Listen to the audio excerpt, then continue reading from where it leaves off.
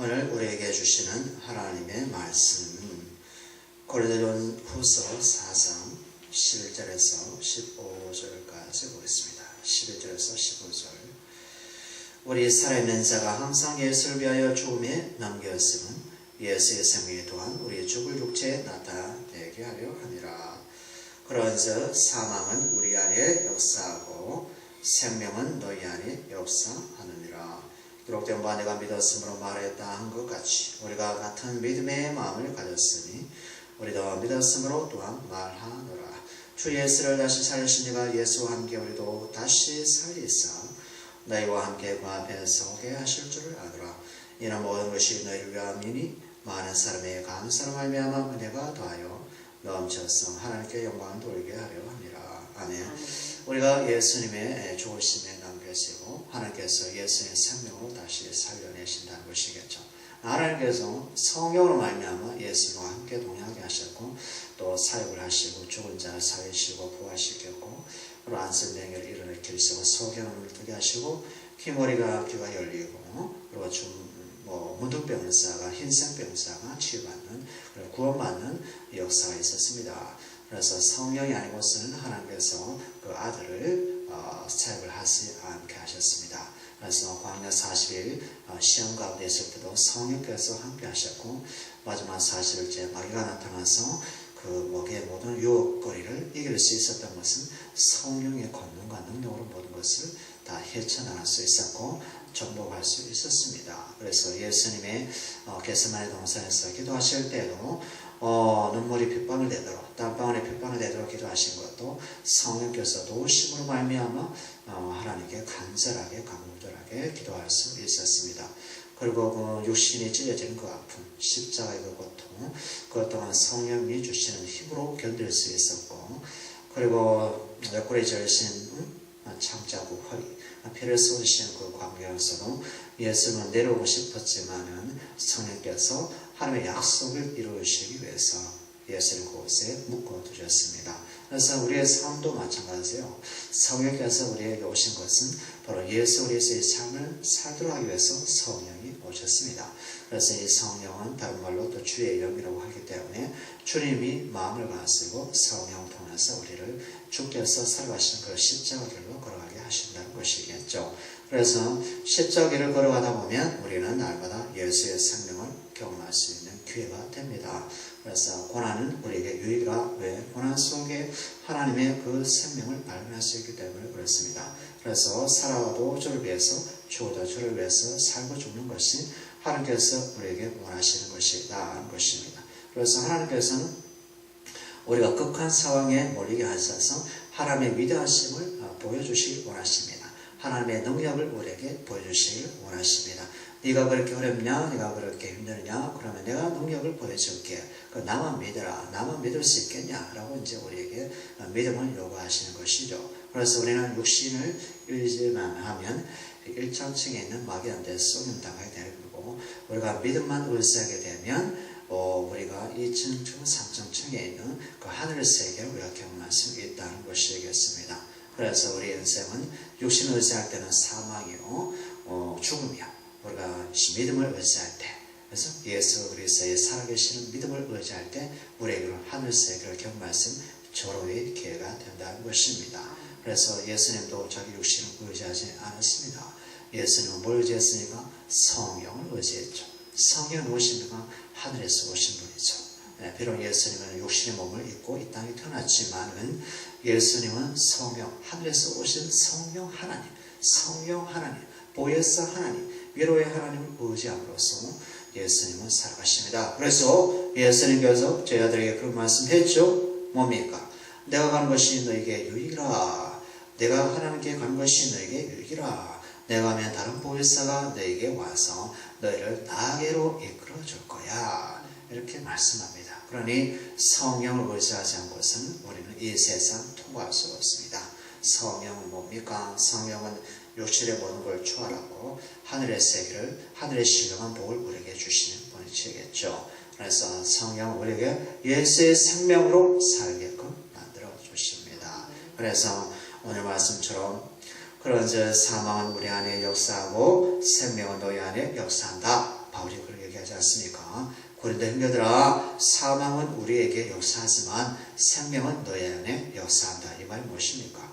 우리는 복음 때문에, 우리가 복음 때문에 죽을 고생도 하고, 그리고 환난도 당하고 핍박도 당하고 조롱도 당하지만 그 복음의 능력이 너에게 생명으로 역사한다. 그래서 우리는 죽어도 기쁘다.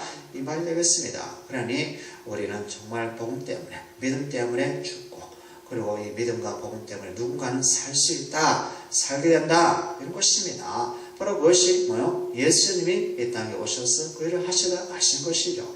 예수님은 하나님의 아들이시고 독생자시고 하늘 곳에 우편에 앉아 계셨던 권세를 잡으신 왕이요 만주의 주가 되신 분이신데, 그분이 또 하나님이신데 그분이 우리에게 생명을 주시기 위해서 저희 십자가를 지셨습니다.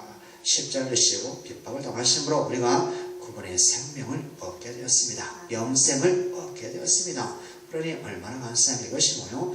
희생적인 사랑, 남을 위해서 살아가는 사랑, 이것이 사랑, 십자가의 사랑이다 하는 것입니다.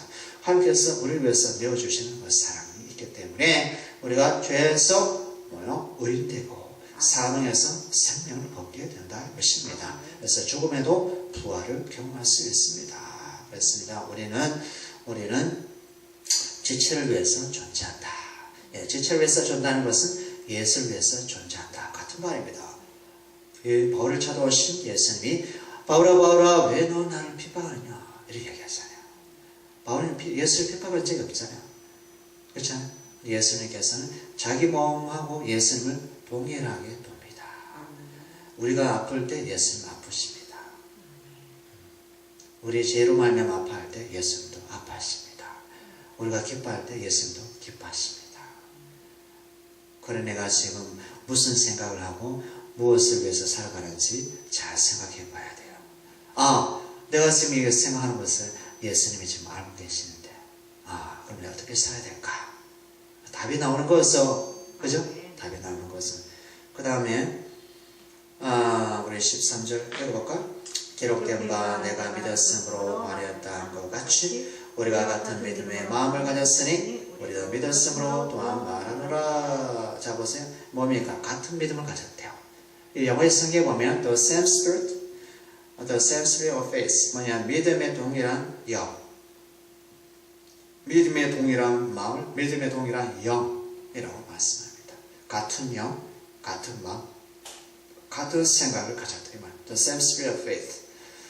그러니까 성령이 우리에게 오시면요, 성도는요, 같은 마음, 같은 생각, 같은 영을 가지게 됩니다. 아멘. 그래서 성도는요, 둘이 아니고 두 성도, 세 성도, 네 성도가 될 수 없어.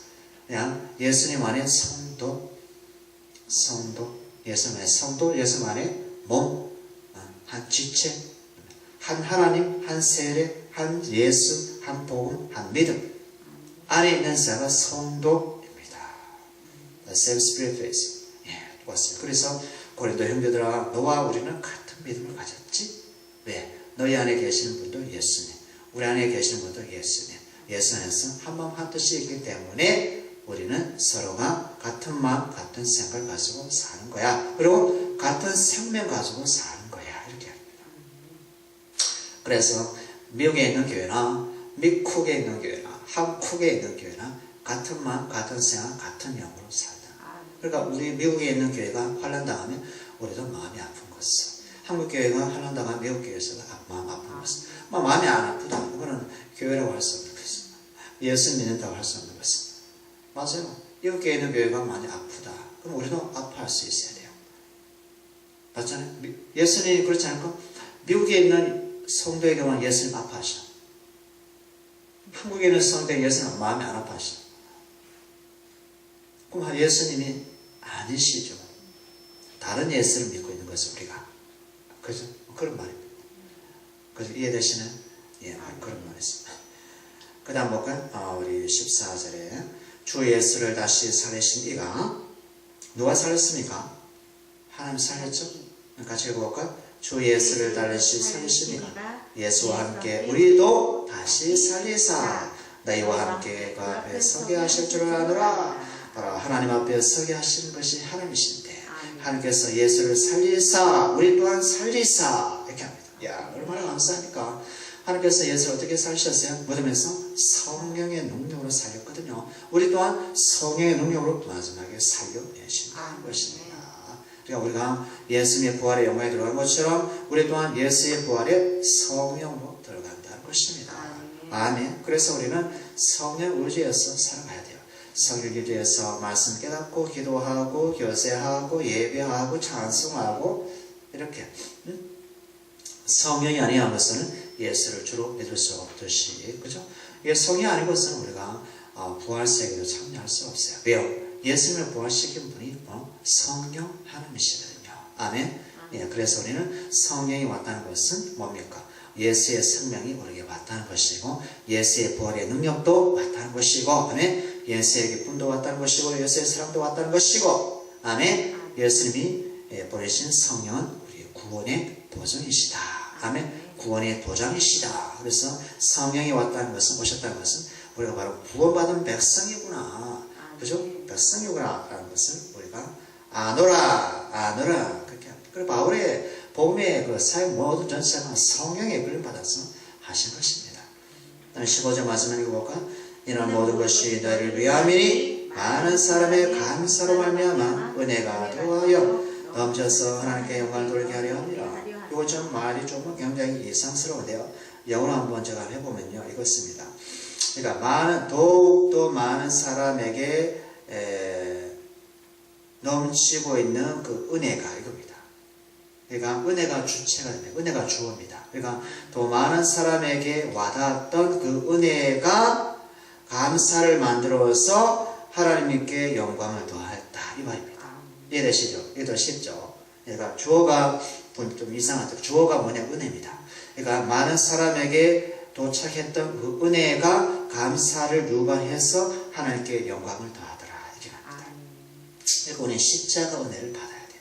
그 십자가 은혜를 받게 되면요, 뭐가 나옵니까? 감사가 나오겠죠. 감사가 나오면 뭡니까? 그것이 하나님께 영광으로 올라간다는 것입니다.